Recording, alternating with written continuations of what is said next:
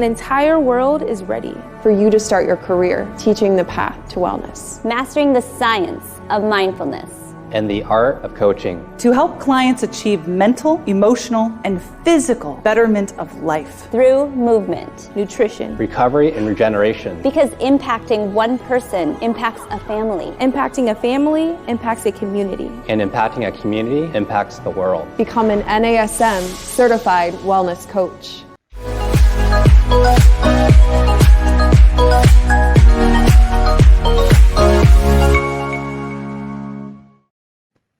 Hello, everyone. Welcome to another episode of Random Fit. I am Wendy Batts here today with my friend and colleague, Mr. Ken Miller. Ken, how are you? I am good, Wendy. How are you doing? Oh, just living a dream. Of course you are. It's a beautiful day in Atlanta. Enjoy. Sun's out, smiles are out. That means it's almost time for the gun show. It's almost summer. Yeah, time to get shredded, Wendy. I know. Well, that is a good reason for today's episode. We are going to talk about different types of forms and ways that you can do cardio without having to spend multiple, I don't even want to say hours, but minutes on, a treadmill or a bike or elliptical, because that gets very, very boring. So I know for my clients, they like to do things to spice it up a little bit. So hopefully today we can offer you guys some ways to do that. So therefore you can get your cardio and your workout in, because who has the time to schedule both? I don't. So from that standpoint, it's like, okay, you got to get it in there, sneak it in there, however you can. I mean, it's just, but I got to say that doing some kind of quote unquote cardio, as we'll talk about more today, is just one of those things. It just, if there's one thing that's going to get chopped off of my my workout schedule more often than most, it's going to be cardio, right? Even though, we tell our clients, you don't need to do a whole lot. If you get out there 20 minutes, you don't have to like run a marathon and be out there all day. But as long as you're getting something in, and sometimes it's just, especially when the weather's not good.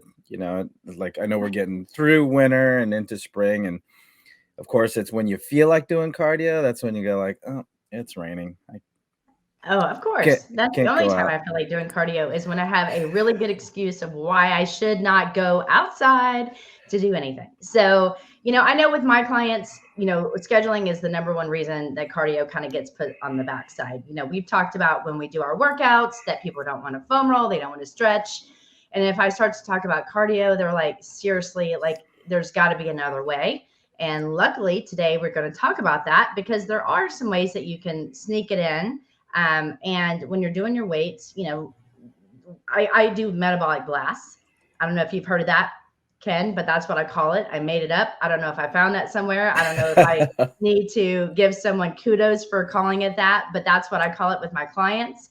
Because, the first and foremost, I get clients moving, and we limit the rest periods that they are doing in between exercises. So we go from one to another to another. We try to not take a break. However, if they need it and their form is being compromised, we absolutely will give them the rest needed to execute it correctly. But then after we've done, like, let's say a full body circuit. So let's say we did chest and back and bis and tris and legs. Then I'll throw them on a rower maybe for 30 seconds. And they're supposed to give me, as fast as they can for 30 seconds with really good form. And then they get a break, and then we repeat. And so therefore we really try to bring up their heart rate. They're going to burn more calories, which, long-term makes it more fun. And then I kind of sprinkle in cardio that way. So I break it up. And there is no research saying that breaking it up is a bad thing. No, I mean, as long as you're getting the heart pumping, the heart and lungs are working together, you're getting a lot of movement, you're getting a lot of blood flow. That's basically what we're talking about with cardio today. It just doesn't have to be like I have a skill row, I have a couple concept 2 rowers, I have a skill mill, and I put my clients on. I got a lot of skills. But they, it's just one of those things where you can have all the options in the world, and sometimes you're just going to get tired of it. I just remember when the first gym that I worked at down in San Diego, and I think this is when the elliptical first came out, right? And we had these ellipticals that I think we got 3 of them right off the get-go, and nobody touched them for whatever, the first week, because everybody was, they had the recumbent bike, the treadmill, the upright bike, the Stairmaster. That's what they were married to. That's what they're, hey, I love this machinery because it helps me burn a lot of calories. I'm sweating, I'm getting the heart and lungs going. But then you had the elliptical, right? And then people just, we had to put a sign up sheet, right? And then we had to line up, we had to put, 20-minute limit for when people were on there, because they thought, hey, this is the next piece of equipment that's going to, because it was new, it was fun, it was non-impactful, right? I mean, the elliptical, your feet are just on the pedals, and you're just kind of like a standing it's good bike. For your joints. I mean, it's great for the joints. It's great for the joints, and they just loved it because, first of all, it was new, right? So they spent a ton of calories, right? They felt sore. Well, guess why? Because they're doing something new, right? So they thought it was the next big thing when it came to spending more calories, getting the conditioning that they want and needed, because they also like the readout. It's like, hey, within the same amount of time, I spend 50 more calories on this guy than that guy, right? So they love that aspect too, because however accurate these machines are, when it tells you, okay, these are how many calories you spent over this amount of time, and this was your heart rate, however accurate that is, they just got this emotional attachment to feeling the soreness from doing the new machinery. They're sweating more because it is a new challenge. But cardio is cardio. So whether it's new or something that you've been doing, but you do have to change it up. But it doesn't just have to be on a piece of machinery or running outside or outside biking. It doesn't have to be something what we would call cyclical, where it's just a repetitive motion over and over and Hamster over again. on a wheel. I don't know how people do that. I know. And those of you guys that are just joining Camilla and I on Random Fit this week, we're talking about cardio styles and formats. And we're saying that you just don't have to do the same thing for 20 or 30 minutes in order to maximize your cardio benefits. And so, like I said, I do the metabolic blast throughout a workout, and that vertical load, so one right into another, is a great way. I mean, the machines are good, and I think we can make them fun. And I know that they've done the gaming aspect on a lot of those pieces of equipment now, just to provide more, I don't know, excitement, like you're racing someone, or maybe you're chasing after something. And so it's forcing you to go faster and slower, and it takes your mind off the fact that you're doing the same thing over and over. But one thing, with that in mind too, is do something different. And like you said, Ken, the reason people were burning a ton of calories in the beginning was because it was new. So if you're in a seated position all day at your desk, and you're, and then you go to the gym, then don't go and sit on a bike, because that's repeating what you've been doing all day. Do something different, of course, after you foam rolled and stretched and got your muscles ready to go. Get on something that's upright, get your glutes working, and then, if you've been on the computers, do some rowing, and maybe spend just a little bit of time on different pieces. Because, we had the same thing when we got new pieces of cardio. It was the same. Oh, it's new. I want to spend all this time. And so we would call them the cardio, kings and queens. They had that same piece of equipment, and they liked this particular one. They watched the same show. They came in the same day, the same speed, and then they stopped seeing results. And, we need to emphasize, your body's going to, every 4 to 6 weeks, it's going to kind of settle down, and you're not going to see the caloric benefits that you would if you switched it up. Maybe go for a swim, or go for a jog, run, or both. Just do something different. That's the big key. Different is fun. Have you ever seen that, Wendy, where somebody preferred a certain bike or a treadmill? People would wait. In our club, they would wait. And there's two that are right next to them that were open. And they're like, no, it's got to be this one. I'm like, seriously, these two are open right now. They would literally wait for that person with arms crossed staring at them. And it's like, okay, how uncomfortable is that, first and foremost? And second of all, like, for real, dude, same piece of equipment. Same piece of equipment, because I've seen that for the same piece of equipment, because of how it's positioned on a certain channel, on a certain TV. Yep. Right. And, or the, how some gyms have the, like a radio station, like 94.7 that you tune into your phone or whatever. So you can listen to that TV. Yeah. Because a certain TV had the better frequency, less static. So that's the one they loved. Right. And that's how they base their conditioning on. And of course, it's got to be at the same time because they're watching the same news or the same entertainment talk TV show, whatever it is. Same But, soap opera. Same depending on the yeah, day. Days of Our I Lives. know. Well, I got burned with that too, because I did ask someone like, why do you wait? And they're like, well, you always tell me not to turn my neck a certain way. And I want to watch this show. So it was my fault. I'm like, okay, there's got to be a better solution. So, okay, if you don't want to do the same piece of a cardio for 20 to 30 minutes, let's come up with some other solutions. So why don't you tell us a little bit about the peripheral heart action, Ken? Yes, yeah. This is one of those that I love because it, as somebody giving instruction on exercise, it forces you. I mean, it's forcing the client to do their total body, right? But what it might be is, basically what it is. Let's talk about peripheral heart action. You're basically shunting blood from upper body to lower body, upper body to lower body, and that takes calories, that takes energy. So an example might be I'm doing push-ups, right? I might do push-ups for 15 repetitions, and then the next thing I do is lunges. So now I go to the lower body. So let's say I do alternating side lunges, and then I do something for the upper body again. That might be, let's say, a bent over row or pull-ups, something I can do for some amount of repetitions or a certain amount of intensity, depending on what you're programming for. And then I go back to the lower body where I might do split squats or single leg squats. So I'm just constantly making this motion from that's catered towards the upper body, down to the lower body, back to the upper body, and down to the lower body. So for the body, that means, for one, I'm getting total body workout, right? Because I'm focusing on the upper and the lower.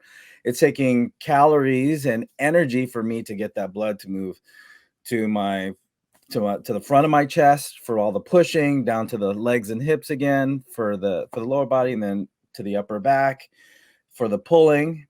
And you're just spending your time going up and down, up and down. Blood's going to upper body, blood's going to the lower body, and that's taking a lot of time and energy, as far as saving time, but helping you spend a lot of energy because you're not really resting in between those, right? Depending on the intensity and depending on how you're programming, but you don't have to rest. Now, the biggest part of that is that your heart and your lungs are working no matter what the exercise is, because now it's going to have to shunt, blood to the upper body, shunt blood to the lower body. So the heart and the lungs, they don't care what's happening. They just know that, hey, blood needs to be pumped to these different areas of the body. That's where the peripheral heart action, or as you might read it in some of the literature, is PHA, makes a great workout, especially for those guys that still want to, work on some body parts, right? Well, and like you said, it's a 2-for-1. Like, I just talked about like basically whole body integration when I was like going from one to another,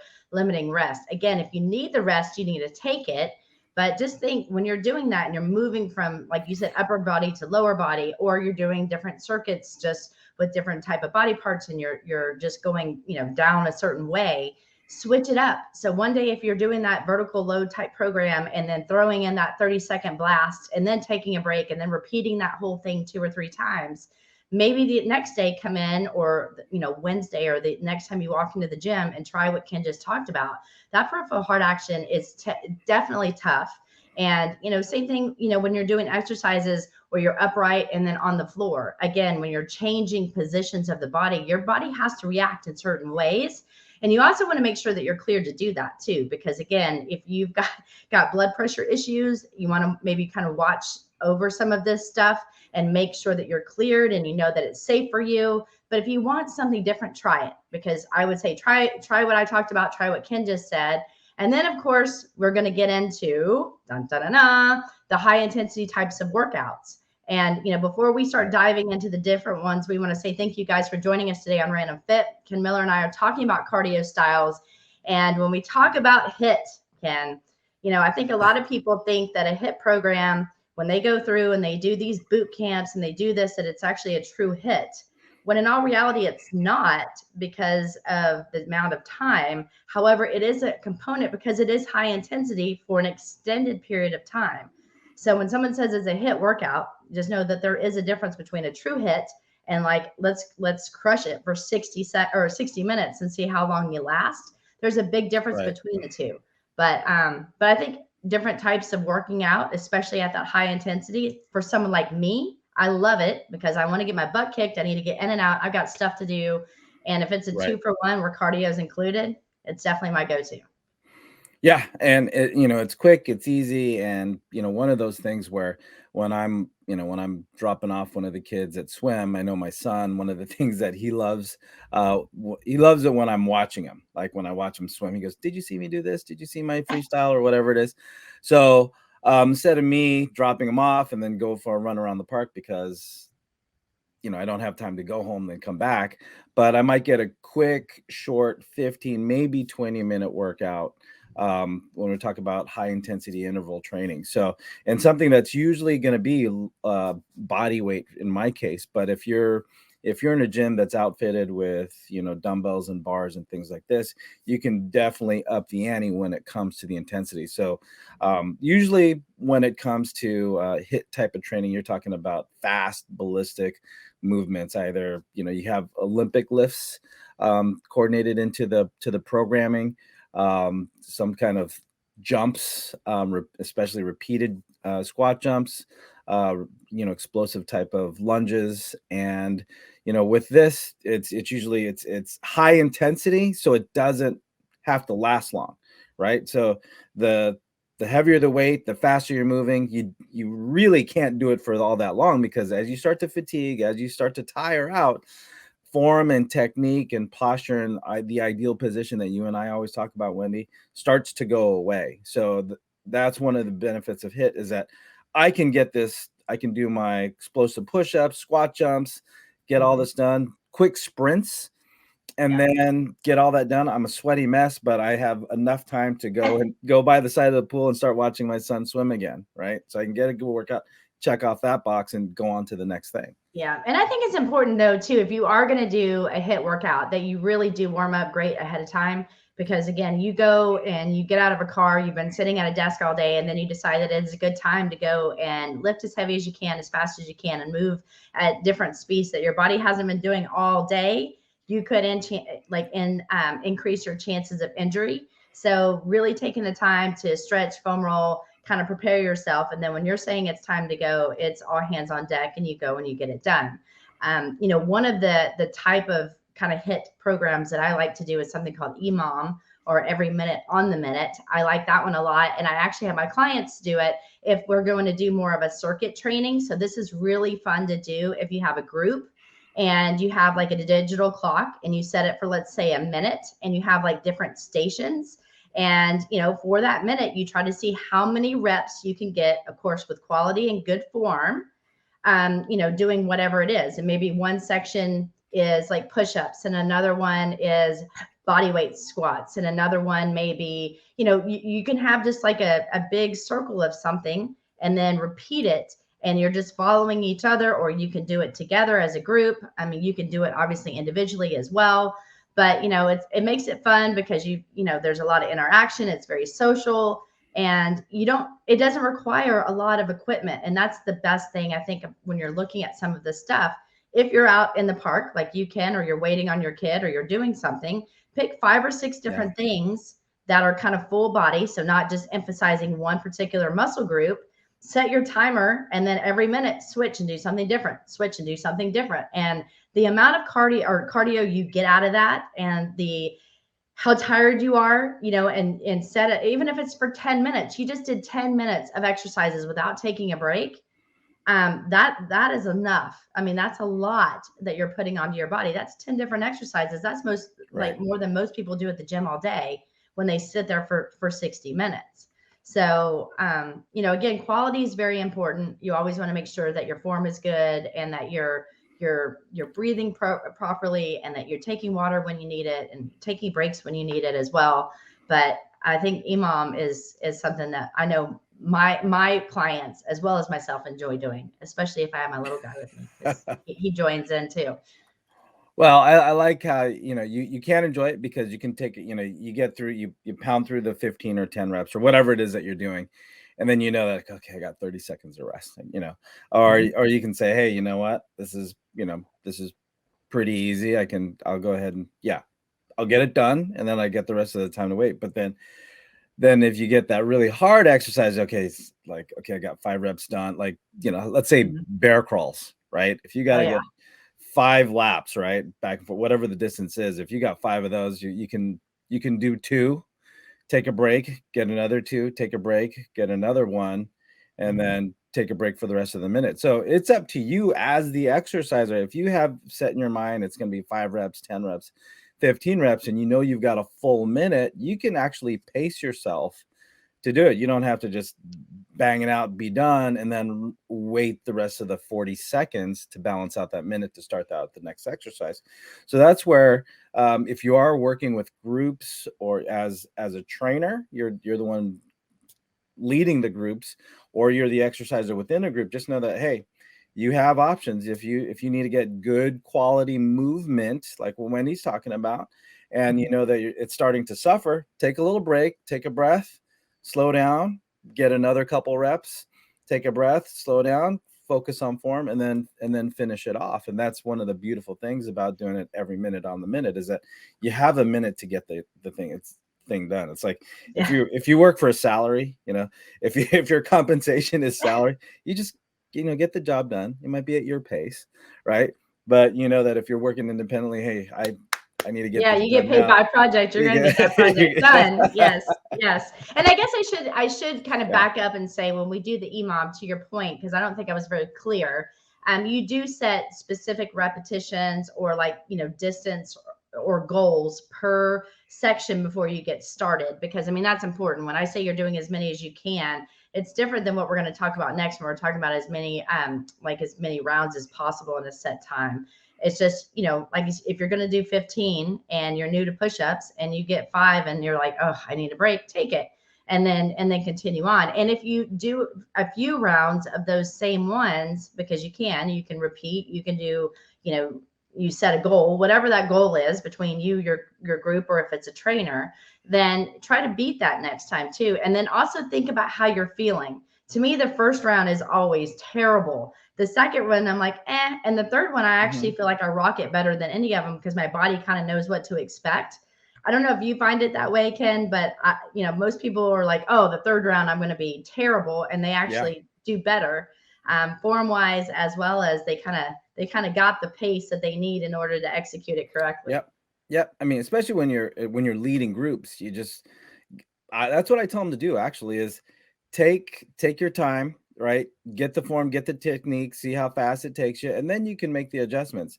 So again, when we're talking about here, different cardio styles and different training formats, here with Wendy on Random Fit, we're talking about as many rounds as possible. So now we're just, EMOM, every minute on the minute. Yeah. Pace yourself on the first one.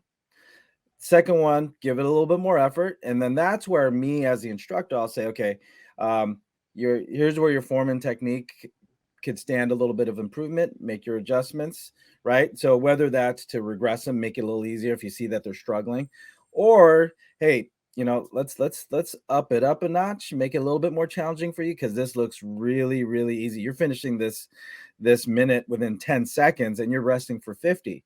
So let's make it a little bit more challenging. So one, it takes you a little bit longer, but for two, I don't want this just because you're finishing it doesn't mean, okay, rest. You're still have to challenge yourself for that minute, right? So make it easier, make it harder, whatever it takes for you to right size you or your client for that minute, because you still want them to be challenged. You want them to be rested for the next set or the next minute. You don't want them to you don't want them to recover. You don't want them to no, my clients say, hey, if you're doing a push-up, hey, let's put your feet up on the bench and now let's go and do a push-up. Right. So that's the second round. Then the third round, now that you've kind of you maybe missed a little bit to the right, maybe you missed a little bit to the left. By the third, fourth round, depending on what you're doing, you should be in the zone. So what you're talking about, Wendy, where you feel the best on that third round, that should be the case. You shouldn't, just because it's intense doesn't mean that it's got to beat you up. Although that's what some people are looking for. Right. And that's just it. I remember the first time that I have a lot of clients come in and we do like the peripheral hard action. So like we talked about earlier, or I do a vertical load type program with those metabolic blasts. they're like, oh my goodness, I was way like more sore than I thought I would be. And then when their body kind of gets used to it, because we've introduced some of these different some of the exercises are included that their body knows how to do. If they don't feel like they can get out of bed the next morning, they're disappointed. And to me, I'm like, dude, look at your core strength, look at your posture, look at your ability to increase your weights. And so it's not about just being miserable the next day. And that's one thing that I think is important to note. When we do this stuff, you want to challenge yourself. You want to make it, it depends on your mentality too. But you also want to be able to survive it, because then you need proper recovery. And if you don't recover correctly, then if you try to do it again, you're going to increase injury. You're going to end up you're not going to have as good as results as you would as if you took your time and, you could get up knowing that you worked out, but then you could still get out of bed without, cussing my name or Ken's name or someone else's or even your own. But, EMOM is one that I like. I also do, especially with my players, just to kind of switch it up. If they come in as a team, I've got to try to be creative, because sometimes there's a lot of them and I have to be respectful of the gym because there's other people in there. So we'll set up different stations. Instead of doing the every minute on the minute, we may actually challenge them. Again, if they're form sacrifices, I'll call them out. So then they know that they have to repeat that rep, because it's got to be quality work. But we'll do something called as many rounds as possible with a set time. Yeah. And I don't know if you do that with your players and stuff like that too, Ken, but yeah. I know they enjoy it because, again, they try to beat each other. However, again, if I call their name because their rep isn't good or the quality of their movement is not good, just to hurry up and try to win, then they lose, and they don't like to lose. Nobody likes to lose, but well, especially you, Wendy. I know, but we try to make it fun and we just do something different.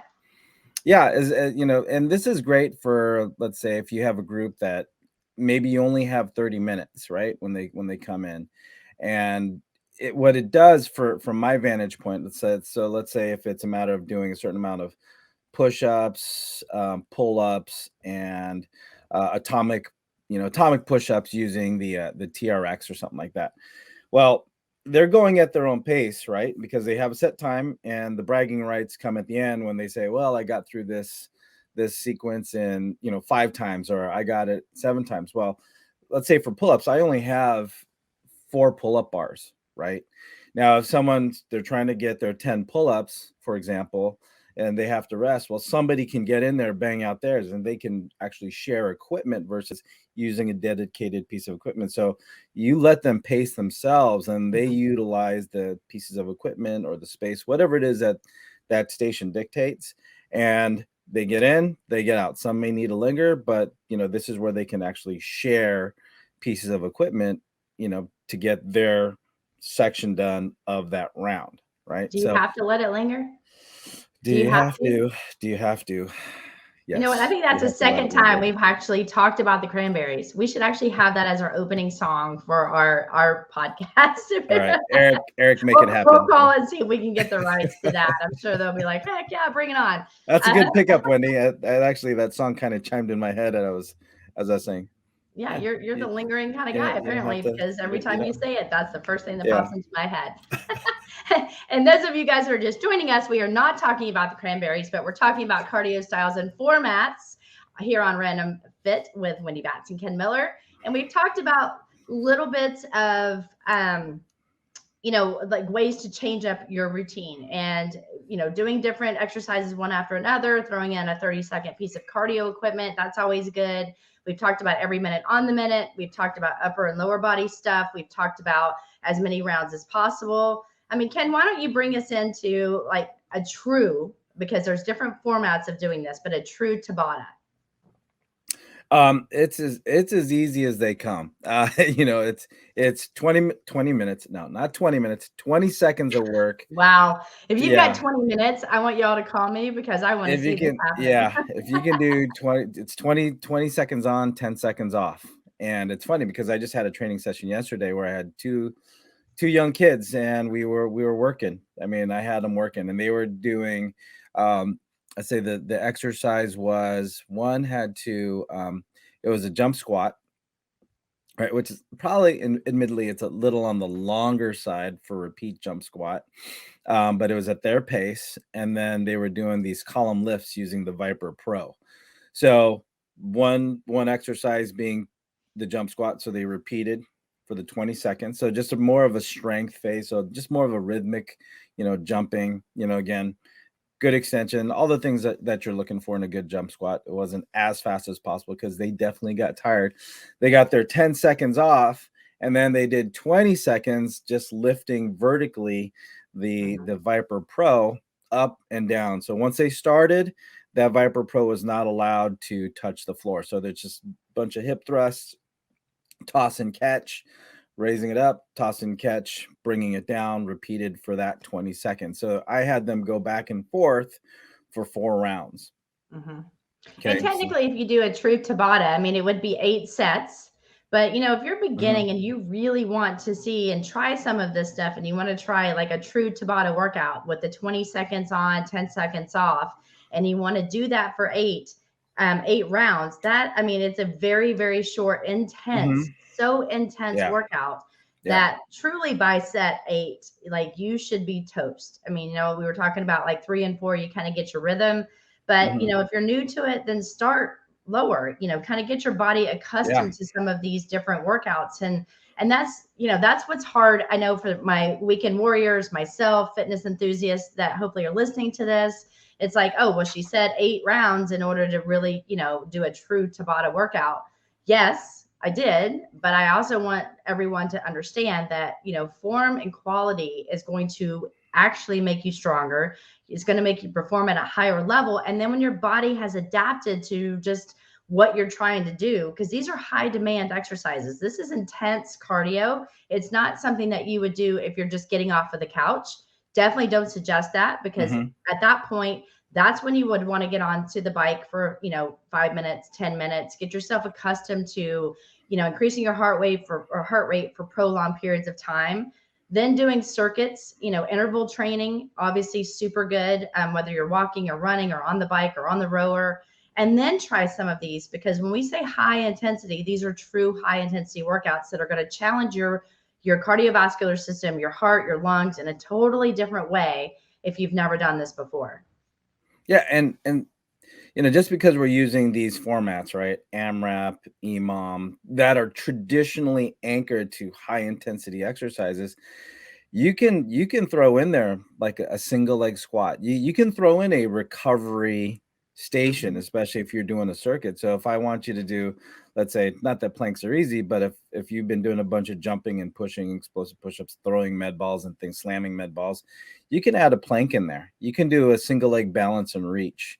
So let's say you put two higher intensity exercises back to back, then you throw in a recovery one. So I only bring that up because you have options, right? And you have to be able to, I like saying the phrase, you have to right size it, but you have to think about, what's the goal and who's it for, right? So if I have a client that is conditioned, they are looking for some intensity, some variety, some variation of, something to kind of spark up that workout session, then, hey, throw it in there. But if you have that person that is deconditioned, they're new, maybe they bring it up to you. Hey, what's this thing about as many rounds as possible? Hey, well, let's do it. Okay, I'll give you a glimpse, and let's just, it's maybe a wall push-up, maybe a ball wall squat, maybe a lunge to balance or something like that. But you can make it however you want. It's just, are you committing to the parameters of that style of training? It's just, you kind of have to break the mold when it comes to how these things came about in the fitness industry. When it came to, what can we do to kick your butt today, right? Kicking your butt is going to come in different forms. Absolutely. And, just be smart, because if you are sore for a week and then, instead of going in 3 times a week, you only went in once, what's the benefit to that?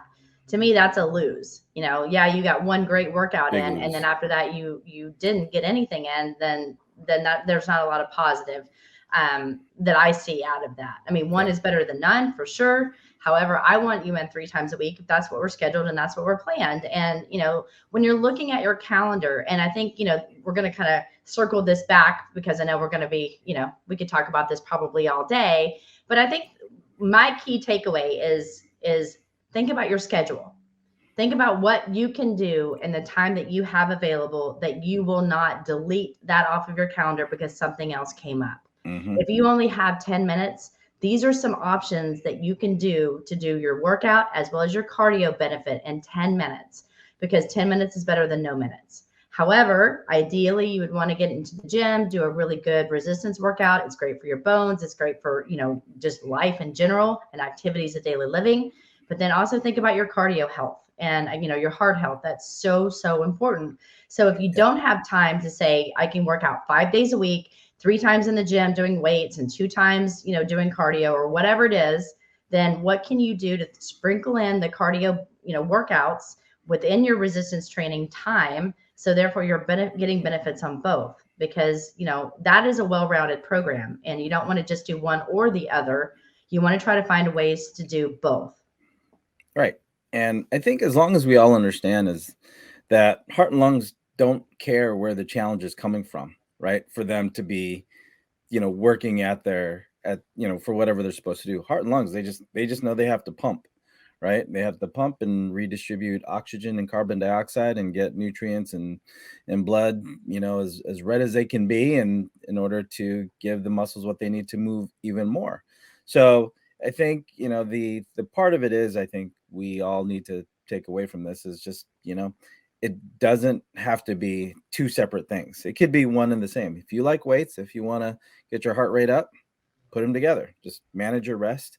Give yourself or your clients the intensity that's needed to accomplish the goals. And whether it's time related or intensity related, just, put a little thought behind it and don't just throw things haphazardly together. And then, like you said, Wendy, once is better than none. But if you need to move more often than that, well, we do need to move more often than that. So don't do something that's going to take you out of the game more than you have to. And I think that's where we have our common pitfalls when it comes to that. So another great episode, Wendy. Thank you so much. Fun. Thanks for going over what you do with your peeps, because I know it always gives me a good idea. So now I'm like, what am I going to do today? Maybe I'll switch it up a little bit.